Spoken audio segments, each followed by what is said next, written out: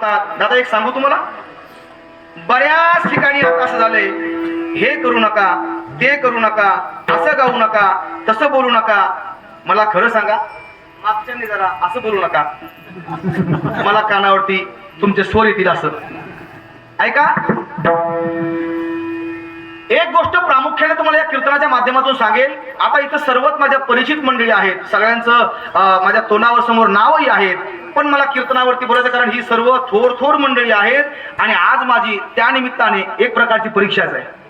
काय बघा, प्रत्येक जण म्हणतो की ममई वंश जीव लोके जीव भूत सनातना, हा मन षष्टान इंद्रियाने प्रकृतीस्थाने करसिती. प्रत्येकाच्या हृदयात माझा भगवान परमात्मा आहे, तैसा हृदयामध्ये मी रामू, असता सर्व सुखाचा आरामू. आता सगळ्यांच्या ठिकाणी गुरुजी माझ्या भगवान परमात्म्याचा वास आहे. या जळास्थळामध्ये पाषाणामध्ये माझ्या देवाचा वास आहे.